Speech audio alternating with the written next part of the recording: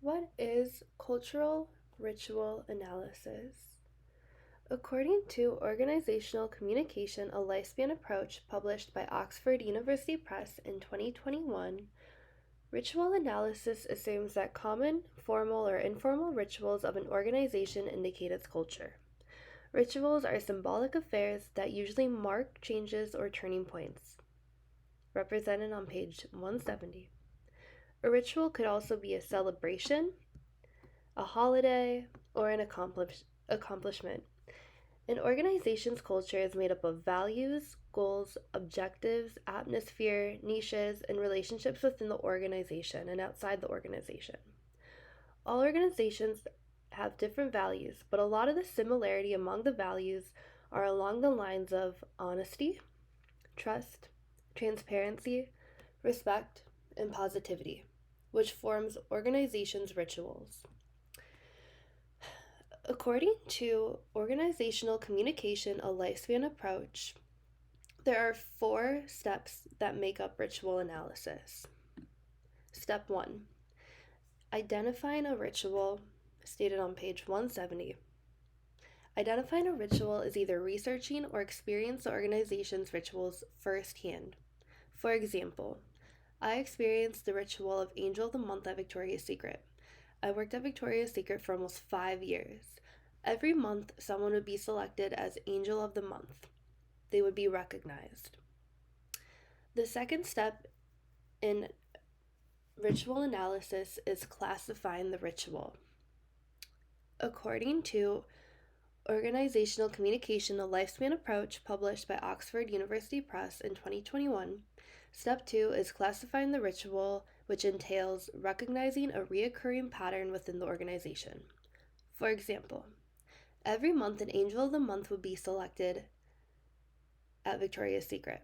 Being chosen as Angel of the Month made the associate feel proud of their job and made the associate feel recognized and valued. When I was selected, I felt valued. Step 3. According to Organizational Communications, a Lifespan Approach published by Oxford University Press in 2021, Step 3 of ritual analysis entails considering characteristics of the ritual. Considering characteristics of the ritual, such as how or where it occurs, who's involved or excluded, drawing conclusions about the organization's values and practices as stated on page 170.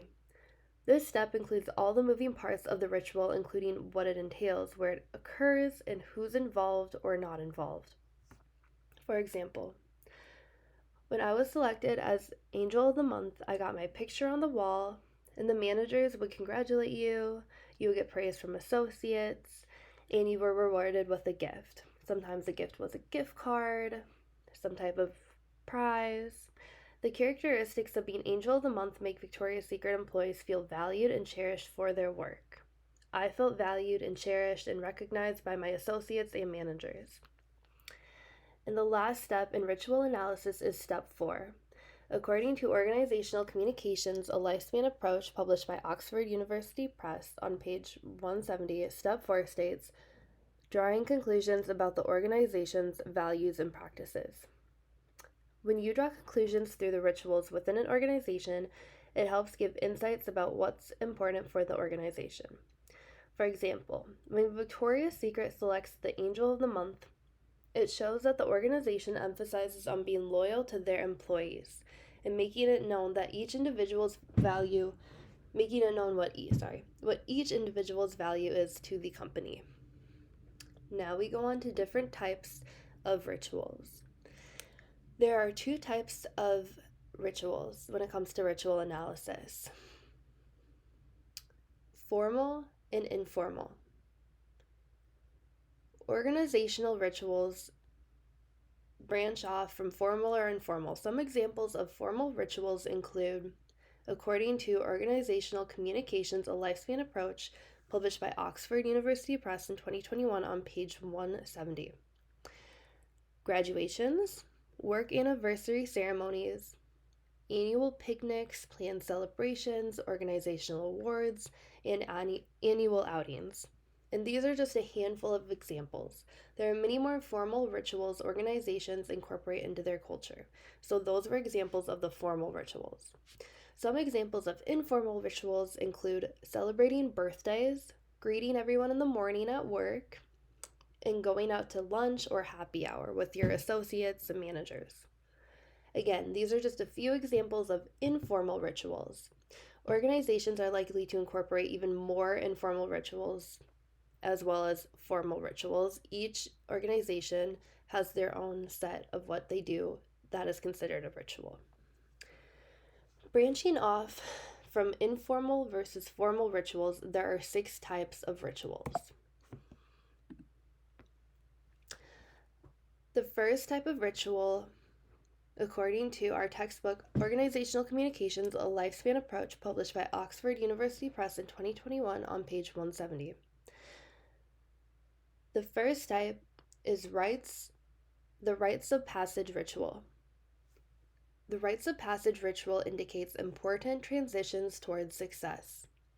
Some examples of rites of passage rituals include being promoted within an organization, retiring, moving up into a higher position. Other rites of passage include outside of organizations, include marriage or religious coming of age ceremonies.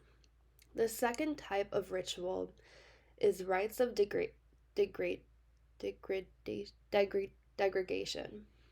Rites of degradation.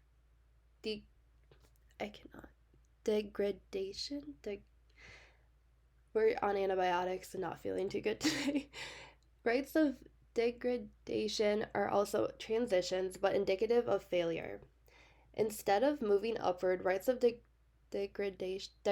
degradation move downward. For example, moving down positions in a company. That's an example of degradation. We were struggling there for a second. The third type of ritual is rites of enhancement. Rites of enhancement recognize success, but without including transition. Some examples of rites of enhancement include receiving an Employee of the Month award, or kind of like the Angel of the Month for Victoria's Secret, or being recognized within a company for an accomplishment. The fourth type of ritual is the ritual of renewal. Some examples of ritual of renewal include company retreats, training and or development programs that may be offered or mandated for employees. So sort of like training, company organized getaways and stuff like that. The fifth type of ritual is the rites of conflict reduction. Rites of conflict reduction are activities designed to address conflict between two parties that include negotiations. So a lot of the times within an organization, there can be conflict, especially when there's a lot of different people with different opinions and different ideas. The rites of conflict reduction are a type of ritual that organizations practice to reduce the conflict, to de-escalate the conflict, to create a secure and respected work environment for all. The sixth and final type of ritual within organizations is the ritual of rites of integration. The rites of integration, we're struggling today. The rites of integration brings people together for some sort of celebration. Some examples of rites of integration include company picnics, holiday parties, and after-work happy hour breaks.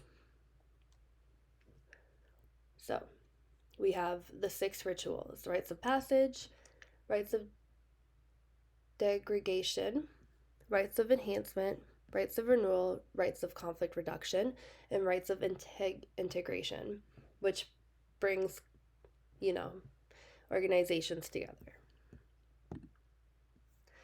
There are 3 things that stand out most to me across all the rituals, all 6 of the rituals, and across my research that I have done to create this PowerPoint. The importance of rituals within organizations are important for connection, conflict management, and community. The three themes I see behind rituals within organizations are connection, conflict management, and community.